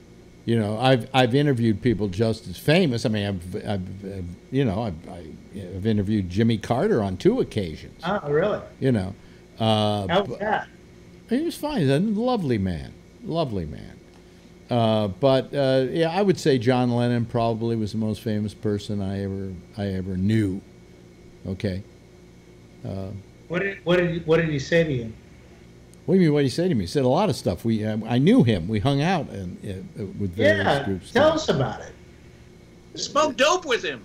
Actually, Who picked up the check? Actually, I actually liked Yoko better. I mean, she always appeared to me to be much smarter than John was. John was people think, oh, he wrote all that great music. He had to be really, a mental giant. And the fact is, he can be a savant and write great lyrics. Okay. I found him to be a little on the naive side. I found him to be a little, thick. But I found her to be extremely intelligent. She's a great businesswoman. Huh? With a lot. Yoko's a great businesswoman with a lot of insight, and she's also, generous. But I found her engaging. I could have a really nice discussion with her. John was not really somebody who was very verbose. So wasn't he interested in her through her arts and Yeah. Did you ever go out to dinner or out to a restaurant with them? No. Or no. All right. So we don't know who would have picked up the check. No. But and I probably would have. I always picked up the check. What did he tell you about Yoko? I mean, I'm interested in that. Well, I'll tell you one thing about her. Everybody went, how what does he see in her, boy? And she's so ugly or whatever. I got to tell you, you get within 3 feet of Yoko, you want to jump her. I mean, really, there was something about her. There was some kind of magic that she possessed that made her absolutely sexy. I'm sure. Very, very well. Huh? What? She screamed well. She screamed well. Yeah. I'd like to hear that. Maybe that's how she got her name, Yoko. I said something that John came back in later years and remembered. And that when she did that album where she was doing all that screaming and everything, I said, someday everybody will be doing this. Yeah. That she's ahead of her time. And sure enough, we got into a period of music where the kind of thing she was doing became the thing everybody was doing. And John said Alex Bennett knew it before everybody else. And I always felt that I understood what she was doing. you know, and nobody else could. They thought I was crazy, you know, but what the hell? And she saw the Renaissance in Brooklyn and started buying and restoring apartment buildings and brownstones and so forth. Well, you know, she was the daughter of years ago. She was the daughter of a banker, so she knew the whole world of finance and everything before she ever went into art. And she may have even studied for it. But she's an amazing woman. I was going to interview her when I was at SiriusXM, but somehow her people were dealing with me, not her. She probably didn't even know they were talking to me about her being on the show. And then they were putting all kinds of caveats on the discussion. You can't talk about this. You can talk about that. And I went, then we're not going to do it, you know. And I turned it down. And everybody said, did you turn down Yoko Ono? I said, I knew if I got Yoko in a room, I could talk about anything with her because she knew me and she liked me, okay? But having her people dictate ahead of time what she'd talk about and not talk about, and since we had a history together with John, I wanted to get into some of that, you know. It wasn't going to be embarrassing or anything else, but, you know, I was, what I'm going to do, she wanted to do an interview about some, I don't know, maybe some recording she came out with or some book she came out with that had nothing to do with John, had nothing to do with her history. And to me, it's stupid that you bring her into a room and then you don't ask her about her life with John, you know? How long ago was that? That was about, well, I mean, I haven't been serious for 5 years, so that was about 6 or 7 years ago. Could it have been when she was doing her son, and she had created a bunch of art that ended up in like on tour, like the San Francisco Museum of Modern Art? No, I said no, Phil. Right, because she was pushing. I said no. I said no. But that was one of the things about that time that she was touring and doing. Yeah. But you know, I mean, you know, but and then I'm trying. Somebody else I was thinking of when you were saying the most famous person. You know, I'll tell you, and I'll name a famous, who I consider one of the most famous people I ever interviewed. And you're going to go, what? Who? John Scopes. Oh, is that the famous case? Scopes monkey trial. The Scopes monkey trial. He was the guy who was on trial in the Scopes monkey trial for teaching evolution in school. It was a big case in Tennessee. And everybody talked about the Scopes monkey trial. And then one day I got to meet John Scopes, and he came on my show, and we got to know him. Actually, my ex-wife Ronnie got to know him, probably even better than I did. And but that, to me, that's very famous because he's historical, you know, and it's not often you meet up with history. And he was very historical. I'm trying to think, there got to be some other people I could name, you know, the people I was impressed by meeting. Tennessee Williams, you know, I mean, but as so far as famous people are concerned, yeah, I've known a lot of famous people, but not on the level of, say, John Lennon or, you know. And what we're talking about is mythic at this point. When I'm talking about John Lennon and John Scopes, you know, I'm talking about being mythic. But yeah, who was the most famous? Oh, Marilyn Chambers. Yeah, she was the most famous person I ever interviewed. Yeah. So anyway, you know, but maybe Stormy Daniels next. Yeah. I don't know if I would want to interview Stormy Daniels. Get a jailhouse interview. Huh?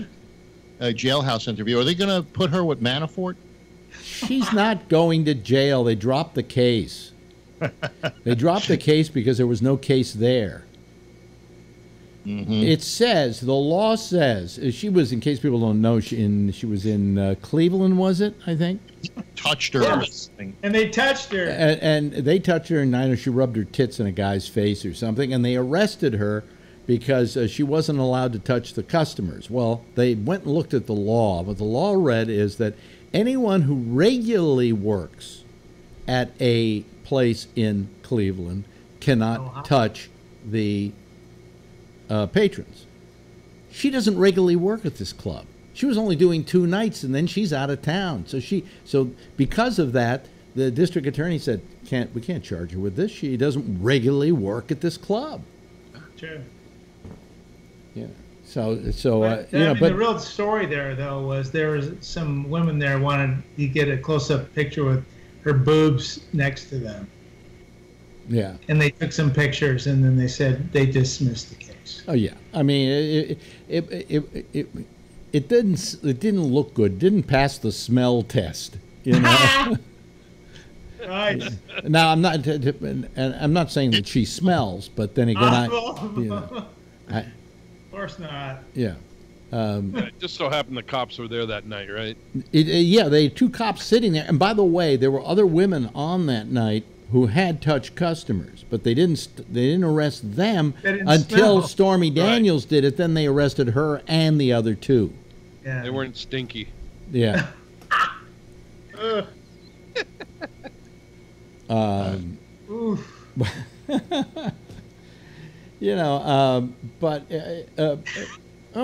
Jack Nicholson, I interviewed. He's, I think, legendary status. You don't hear from him lately. No. There are a couple of people I think are on the way to the to God's waiting room. Promised Land. No. Sean Connery, we haven't heard from in a long time. He's still alive. He's still alive, yeah. Huh. And we haven't heard from Jack Nicholson in a long, long time. And what usually happens is they start getting diminished capacities or whatever, and just they disappear. I mean, we used to see him at Lakers games all the time and stuff like that. He was a big fan of the Lakers, or in the front row of the Academy Awards. Were you ever a fan of George Lopez? Did you see that? George, I knew recent video. Well, George, I've known for years.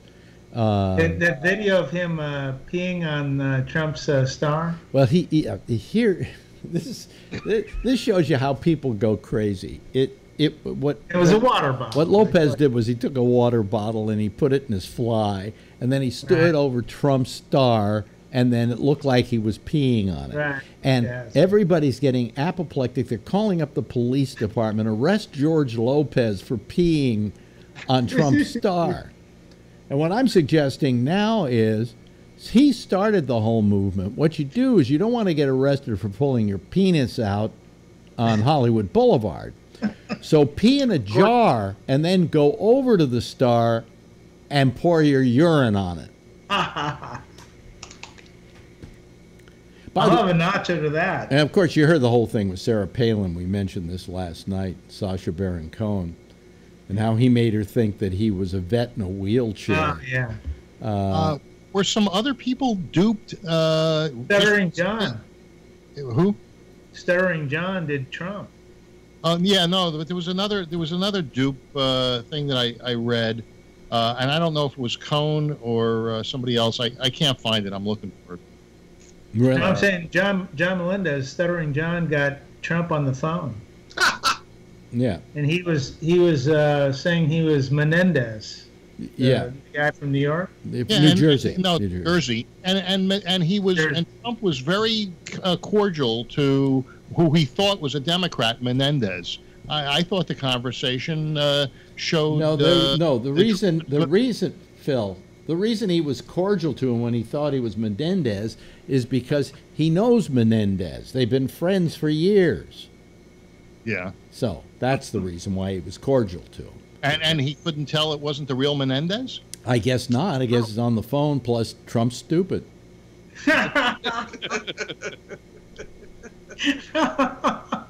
Oh, he's a genius. He's a stable genius. No, yes. the way that you can make really get along with Trump is you just simply flatter him. Yeah, you flatter him, and immediately is all over you. What? What's the deal with the Pew Research Center? Is that one that you have any respect for? Yeah. They left out the K. Yeah, but they're saying that Trump's popularity is as popular as Obama was in the middle of his first term. And this is according to the Pew Research Center. Yeah, so... Well, hey, listen, America... And Trump's popularity amongst Republicans who is gives a shit? Who gives a fucking shit? 85%. I don't care. I wouldn't care if 99% of America loved Donald Trump, which is, in this asshole of a country now is entirely within reason. Listen, and I'm still going to think he's a puking fucking motherfucking asshole. What is it? Congress has a 19% approval rating, too. Yeah, the midterms are coming, and this is going to be the first 19%. Woohoo! And this is going to be one of the first times what is don't take back the House. What is his current polling number? Well, amongst just not amongst Republicans, among the public. Okay, that means I have to read the whole article. Oh, I see. Okay, so in other words, would you read the beginning of the article so we can see that you're even correct on any of this? Because you have a tendency to scan and get the facts wrong. Okay, a poll found that a plurality of Americans... Wait a minute, a poll? The Pew Research Center. Does it say, no, it says a poll. You said a poll. A new poll found. A Pew poll found. Yeah. Yes. Of Americans say that President Barack Obama was the first or second best president in their lifetime. 31% of Americans lauded Obama as the best president ever, according to Pew Research, while another 13% that he said that he was the second best. Just over 2,000 people were polled for this survey and asked to choose. Wait a minute. This had nothing to do with his popularity at the moment. This had to do with who was the best president ever. Well, you asked me to read the first paragraph. Well, because when you came on here a few moments ago, and I think SG will even back me on this, you said that the Pew Research said that his poll numbers are higher than Barack Obama's were at this time of Barack Obama's term. And the point of the fact is that's not what it says at all. It says right here, Trump is as popular as Obama was in the middle of his first presidential term. So I'm looking for the number. But, you asked me to read the first paragraph, which I did. And now I'm looking for the number. Right now they're saying what the poll was made of, the ages of the people, and so forth. So I'll find it. No, you'll find it. Eventually you'll get the news to us in some way, shape, or form. Don't ever talk to me about fake news again, Phil. It's not fake news. I asked you if the Pew Research Center, and this is McClatchy, DC. Gee, you can't even read McClatchy. McClatchy. All right. Well, anyway, that's who put it out, and they're quoting the Pew Research Center. So I'll read a little further, and I'll get back to you with your answer. Let's really get to yelling more, because we've had the highest numbers tonight we've had in months. Really? Watching this, yeah. Maybe you ought to go Republican. Yeah, no, that isn't the point. That isn't the point.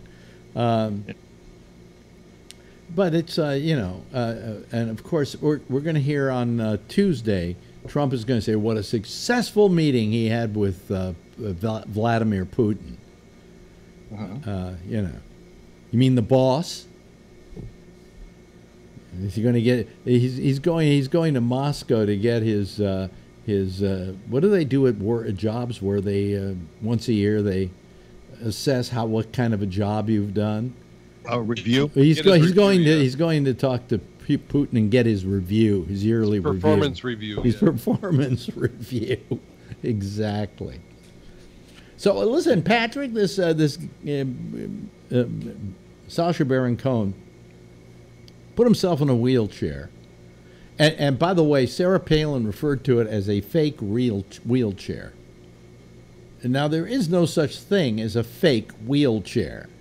It's either a wheelchair or it isn't a wheelchair. Am I right, Patrick? Yeah. The only thing that could be considered a fake wheelchair is if some kid made one out of cardboard in middle school for a project, but yeah, it's either a wheelchair or it's not. So he was a fake. He was a fake cripple.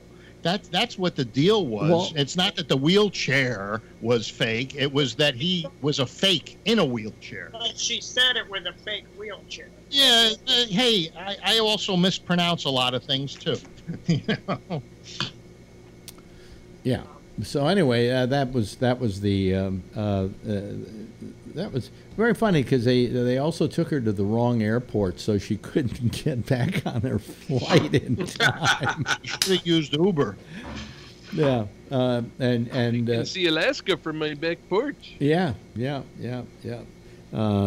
why wouldn't she? She should just go away, just disappear. You know, she took. Of all the Republicans, the one I had the most respect for was John McCain. I always considered him a decent person. And him having to go get Sarah Palin as a running mate was just the saddest thing I've ever seen someone have to do in politics. And that's when he kind of lost me. You know, he gave up a month before the election. Yeah, just like Hillary did. Yes, Patrick. You said you wish she'd go away. Well, Sasha brought her back. I mean, I hadn't heard from her in years. So the fact that she's out there is his fault. So Yeah. go bitch at him. She's on the speaker's circuit, By and the that's way, how they got hold of her. Every now and then, somebody comes up with a quote by Yogi Berra. As we all know, Yogi Berra was known to make quotes which made no sense at all or contradicted themselves. And I heard one the other day I just loved. He said, "Nobody goes there anymore because there are too many people." Wasn't he the spokesman for Dannon Yogurt? No, now there's another famous person I met. Yeah. I went to a. It was. What was the? It was the chocolates, the Yoo-Hoo. Yoo-Hoo, yeah. Yeah, and I went to a Yoo-Hoo lunch. And it was Yoo-Hoo, not Dannon. Yeah, with Yogi Berra. Yeah. And we were sitting at the table together, and chatting, you know. But I got to talk to the guy who invented Yoo-Hoo. Now, does anybody know what Yoo-Hoo? You all know what Yoo-Hoo is? Yeah, it's chocolate colored water. Well, I'm glad you know what Yoo-Hoo is because nobody else does. Okay. Yeah. But it's some kind of brown substance in a bottle that you drink and go Yoo-Hoo. Colon cleanser. Well, I am sitting across from the guy who invented Yoo-Hoo. You want to talk about the most famous person I ever met? The guy who invented Yoo-Hoo. Okay. And I said to him, "So how did you invent this?" He said, "Well, we were looking for a product that you could take, like a chocolate drink, that you could put in a bottle, and then you could bury it for 100 years in the Sahara Desert. And when you took it out of the sand and opened it up, it would taste as good as the day it went in the bottle."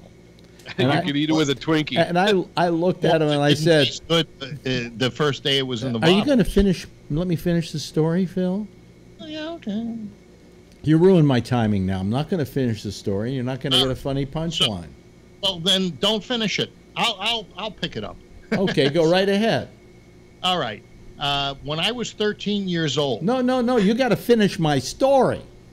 No, you got to So finish he your said story. to me, That's what you we get wanted to make money we want to be able to bury it in the Sahara Desert for 100 years. When you pick it up, it will be just as fresh as the day it was put in the sand.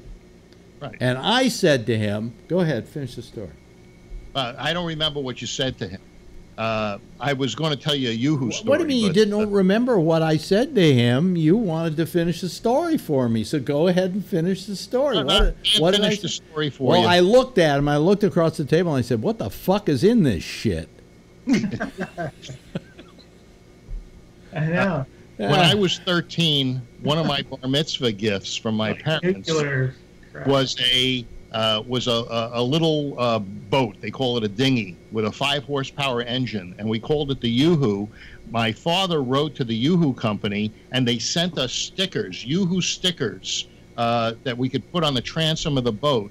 So that. Boy, this is the story I've been waiting all my life to hear. Yeah, well, I've always had an Thank affection. God I made it to 78, and I finally got to hear this story. I've always had an affection for Yoo-Hoo, but it's really an awful. Well, I haven't drink. had an affection for Yoo-Hoo. Yeah. Anyway, so that was my Yogi Berra anecdote. If you see a fork in the road, take it. Yeah, what's the guy's name that invented the Yoo-Hoo? Do you remember? No. But you know, when, put it in the Sahara Desert. Good. I'm glad this stuff will last forever. It probably stays that way in my body too. You know. Yeah. When we buried him for 100 years, we brought him up, and the Yoo-Hoo was still in his stomach. You know. Didn't they find Egyptian mummies that had Yoo-Hoo in it? Yeah, probably. You know. I also just quickly I also met the guy and interviewed the guy who invented the silly putty. Silly putty. It was World War II. He was working in a lab, and they were looking for a substitute for rubber, and he came up with this compound, and they found that you could bounce it and crack it, but it wasn't good as rubber, so they put it up on the shelf. And when he got out of the service, he went back to the Army and said, "Can I buy that patent from you?" And they said, "Well, you know, it never amounted to anything. Go right ahead." And he took it. And you know why it came in that little egg? Because if you didn't keep it in the egg, it disappeared. It literally evaporated. Yeah. But you know, you could take silly putty and put it up against a comic. And lift the ink. And after a while, you have this silly putty with nothing but ink all over it. You know, really dirty-looking silly putty. My cousins were being potty trained. They used to call their moms saying "Yoo-hoo" when they wanted their asses wiped too. So. Oh, really? Oh, okay.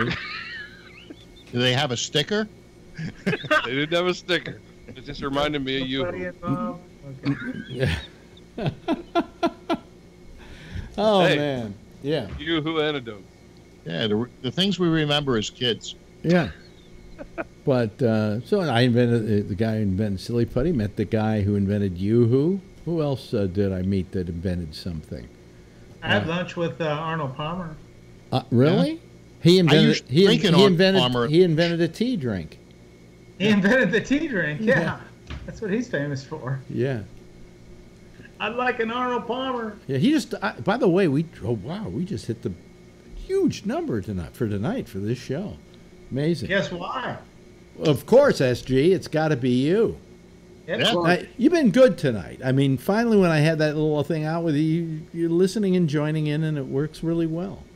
You know, and what's nice is you hold up a note saying wrong, and I think that's they will remember you for that, if nothing more. Plus, we see your whole face. I'll be singing later. By the way, last night we found out Scott is now a father-in-law. Do you have any duties as a father-in-law, like to be a pain in the ass to your son-in-law? No. No. No duties. Yeah. And were you finally happy they got married? I mean, yes. Were you bothered by the fact that they went that long without getting married? I wasn't bothered, but I'm happy they're married. Yeah. Because you're a Catholic family, right? Well, some of us. Well, you go to church every day, don't you? When you can? Yes. See? Well, I didn't go when I was out in the on vacation, but yeah, every day I'm in Plano. I do. Yeah. What do you do? Do you just go there for a short time and just pray and then leave, or what? No, they have a service every day. Mm-hmm. Food, mass. Yeah. Hey, don't you live across the street from a church? It's not that far. It's 1.2 miles. Well, in Texas, that's across the street. Yes. I could walk there if I wanted to. Yeah, but who wants to? Hot. What? Who want? How hot has it been getting out there? actually, it's been very pleasant. We've had a lot of rain this last week or so, and it's only getting into the about the lower 90s. Wow. That with humidity. It was.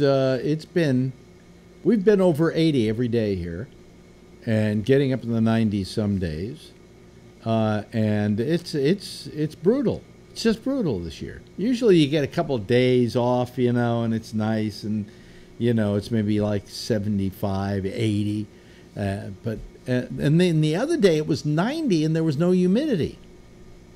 So that was nice. But what you got, I know Texas, you can't keep a goddamn crease in your pants.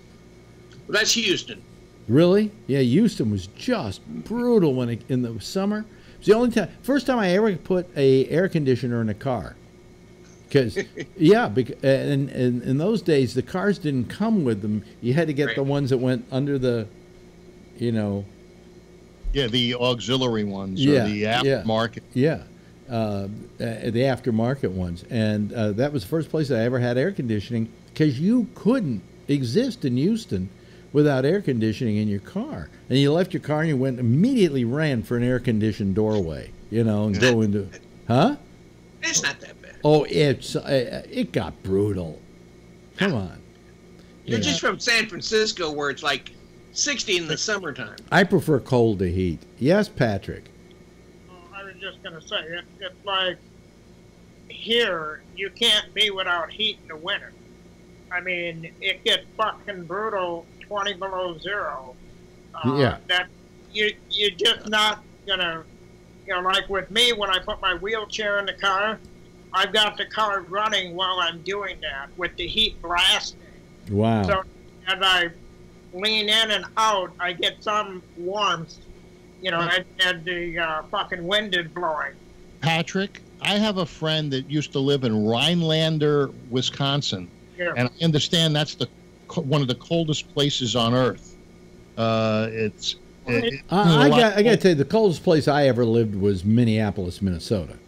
That's cold. I mean, it was brutal. I mean, I remember I used to have to go out a half hour before I got off the air during like a news break, and go out and start the car and turn the heater on, and then I would close the door and I would come back in, finish my show, go out there, and thank God it was almost warm inside the car. Wow. Frozen fucking tundra. Somebody once referred to it as the land of 10,000 frozen lakes. Yes, Patrick, you're our last person to say something. I'm reading a book by an author who lived in Alberta, Canada, and I believe the town was Fairview, and regularly during the winter, it was 40 below zero. Really? So that's pretty fucking cold. Yeah, but it was a dry cold. It was a dry cold. Right, yeah. Anyway, hey, listen, good talking to all you people tonight. It's been a nice little show here. Phil, you're not here tomorrow night, right?